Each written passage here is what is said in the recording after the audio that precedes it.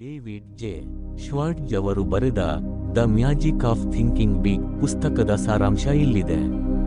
ಪುಸ್ತಕದ ಮುಖ್ಯಾಂಶ: ಯಶಸ್ಸು ಎನ್ನುವುದು ಕೇವಲ ಬುದ್ಧಿವಂತಿಕೆ ಅಥವಾ ಅದೃಷ್ಟದ ಮೇಲೆ ಅವಲಂಬಿತವಾಗಿಲ್ಲ, ಬದಲಿಗೆ ನಾವು ಎಷ್ಟು ದೊಡ್ಡದಾಗಿ ಆಲೋಚಿಸುತ್ತೇವೆ ಮತ್ತು ನಮ್ಮ ಮೇಲೆ ನಾವು ಎಷ್ಟು ನಂಬಿಕೆ ಇಟ್ಟಿದ್ದೇವೆ ಎಂಬುದರ ಮೇಲೆ ಅವಲಂಬಿತವಾಗಿರುತ್ತದೆ ಎಂದು ಈ ಪುಸ್ತಕ ತಿಳಿಸುತ್ತದೆ.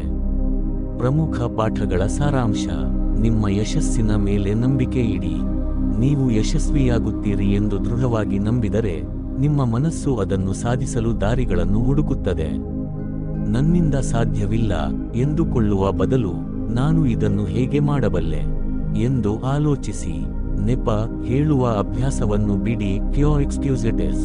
ಅನೇಕರು ತಮ್ಮ ವೈಫಲ್ಯಕ್ಕೆ ಆರೋಗ್ಯ, ಬುದ್ಧಿವಂತಿಕೆ ಕಡಿಮೆ ಇದೆ, ವಯಸ್ಸಾಗಿದೆ ಅಥವಾ ಅದೃಷ್ಟವಿಲ್ಲ ಎಂದು ನೆಪ ಹೇಳುತ್ತಾರೆ. ಲೇಖಕರು ಇದನ್ನು ಎಕ್ಸ್ಕ್ಯೂಸೆಟಸ್ ಎಂಬ ರೋಗ ಎಂದು ಕರೆಯುತ್ತಾರೆ. ಯಶಸ್ವಿ ವ್ಯಕ್ತಿಗಳು ನೆಪ ಹೇಳುವುದಿಲ್ಲ, ಅವರು ದಾರಿ ಕಂಡುಕೊಳ್ಳುತ್ತಾರೆ. ಭಯವನ್ನು ಹೋಗಲಾಡಿಸಿ ಮತ್ತು ಆತ್ಮವಿಶ್ವಾಸ ಬೆಳೆಸಿಕೊಳ್ಳಿ. ಭಯವನ್ನು ಹೋಗಲಾಡಿಸಲು ಏಕೈಕ ಮದ್ದು ಕ್ರಿಯೆ, ಆಕ್ಷನ್. ಸುಮ್ಮನೆ ಕುಳಿತು ಚಿಂತಿಸುವುದರಿಂದ ಭಯ ಹೆಚ್ಚಾಗುತ್ತದೆ. ಕೆಲಸದಲ್ಲಿ ತೊಡಗಿಕೊಳ್ಳುವುದರಿಂದ ಆತ್ಮವಿಶ್ವಾಸ ಮೂಡುತ್ತದೆ. ಕಣ್ಣಲ್ಲಿ ಕಣ್ಣಿಟ್ಟು ಮಾತನಾಡುವುದು, ವೇಗವಾಗಿ ನಡೆಯುವುದು ಮತ್ತು ಮುಗುಳ್ನಗುವುದು ಆತ್ಮವಿಶ್ವಾಸವನ್ನು ಹೆಚ್ಚಿಸುವ ಸರಳ ತಂತ್ರಗಳು. ದೊಡ್ಡದಾಗಿ ಆಲೋಚಿಸಿ. Think big. ನಿಮ್ಮ ಬಗ್ಗೆ ನೀವು ಕೀಳಾಗಿ ಆಲೋಚಿಸಬೇಡಿ. ನಿಮ್ಮ ನಿಜವಾದ ಸಾಮರ್ಥ್ಯ ದೊಡ್ಡದು. ಸಣ್ಣ ವಿಷಯಗಳ ಬಗ್ಗೆ ತಲೆಕೆಡಿಸಿಕೊಳ್ಳುವ ಬದಲು ದೊಡ್ಡ ಗುರಿಗಳತ್ತ ಗಮನಹರಿಸಿ. ನಿಮ್ಮ ಶಬ್ದಕೋಶದಲ್ಲಿ ಧನಾತ್ಮಕ ಪದಗಳನ್ನು ಬಳಸಿ. ಸೃಜನಶೀಲರಾಗಿ ಯೋಚಿಸಿ.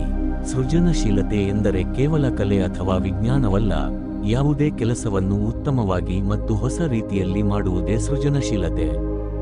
ಹೊಸ ಆಲೋಚನೆಗಳಿಗೆ ತೆರೆದುಕೊಳ್ಳಿ ಮತ್ತು ಇತರರ ಮಾತುಗಳನ್ನು ಕೇಳಿಸಿಕೊಳ್ಳುವ ಅಭ್ಯಾಸ ಬೆಳೆಸಿಕೊಳ್ಳಿ. ನಿಮ್ಮ ಪರಿಸರವನ್ನು ಸುಧಾರಿಸಿಕೊಳ್ಳಿ. ನಿಮ್ಮ ಸುತ್ತಮುತ್ತಲಿನ ಜನರು ಮತ್ತು ವಾತಾವರಣ ನಿಮ್ಮ ಆಲೋಚನೆಯ ಮೇಲೆ ಪ್ರಭಾವ ಬೀರುತ್ತದೆ. ನಕಾರಾತ್ಮಕವಾಗಿ ಮಾತನಾಡುವವರಿಂದ ದೂರವಿರಿ ಮತ್ತು ಯಶಸ್ವಿ ವ್ಯಕ್ತಿಗಳೊಂದಿಗೆ ಒಡನಾಟ ಬೆಳೆಸಿಕೊಳ್ಳಿ. ಸರಿಯಾದ ಮನೋಭಾವ, ಆಟಿಟ್ಯೂಡ್ ಬೆಳೆಸಿಕೊಳ್ಳಿ. ನಾನು ಉತ್ಸಾಹಿ, ನಾನು ಪ್ರಮುಖ ವ್ಯಕ್ತಿ ಮತ್ತು ಸೇವೆ ಮಾಡುವುದು ಮುಖ್ಯ ಎಂಬ ಮನೋಭಾವಗಳನ್ನು ಬೆಳೆಸಿಕೊಳ್ಳಿ. ನೀವು ಇತರರನ್ನು ಗೌರವಿಸಿದರೆ, ಅವರು ನಿಮ್ಮನ್ನು ಗೌರವಿಸುತ್ತಾರೆ. ಕ್ರಿಯೆಯಲ್ಲಿ ತೊಡಗಿಕೊಳ್ಳಿ. Get the action habit. ಪರಿಸ್ಥಿತಿ ಸಂಪೂರ್ಣವಾಗಿ ಸರಿಯಾಗುವವರೆಗೆ ಕಾಯಬೇಡಿ. ಈಗಲೇ ಕೆಲಸ ಪ್ರಾರಂಭಿಸಿ. ಸೋಮಾರಿತನವನ್ನು ಬಿಟ್ಟು ಕೆಲಸವನ್ನು ಮುಂದೂಡುವ ಅಭ್ಯಾಸವನ್ನು ತ್ಯಜಿಸಿ. ಸೋಲನ್ನು ಗೆಲುವಾಗಿ ಬದಲಾಯಿಸಿ. ಪ್ರತಿಯೊಂದು ಸೋಲಿನಲ್ಲೂ ಒಂದು ಪಾಠವಿರುತ್ತದೆ. ಸೋತಾಗ ಕುಗ್ಗಿ ಹೋಗದೆ, ಅದರಿಂದ ಏನು ಕಲಿಯಬಹುದು ಎಂದು ಯೋಚಿಸಿ. ಛಲ ಬಿಡದೆ ಪ್ರಯತ್ನಿಸುವುದೇ ಯಶಸ್ಸಿನ ಗುಟ್ಟು. ಗುರಿಗಳನ್ನು ನಿರ್ಧರಿಸಿ. ಗುರಿಗಳಿಲ್ಲದ ಜೀವನ ಗಾಳಿಪಟದಂತೆ. ಸ್ಪಷ್ಟವಾದ ಅಲ್ಪಾವಧಿ ಮತ್ತು ದೀರ್ಘಾವಧಿ ಗುರಿಗಳನ್ನು ಇಟ್ಟುಕೊಳ್ಳಿ. ಆ ಗುರಿಗಳು ನಿಮ್ಮನ್ನು ಸರಿಯಾದ ದಾರಿಯಲ್ಲಿ ನಡೆಸುತ್ತವೆ. ಮುಕ್ತಾಯ.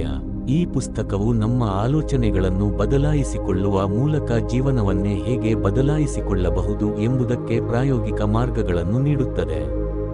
ದೊಡ್ಡದಾಗಿ ಯೋಚಿಸಿ, ದೊಡ್ಡದಾಗಿ ಬದುಕಿ ಎನ್ನುವುದೇ ಇದರ ಸಾರ.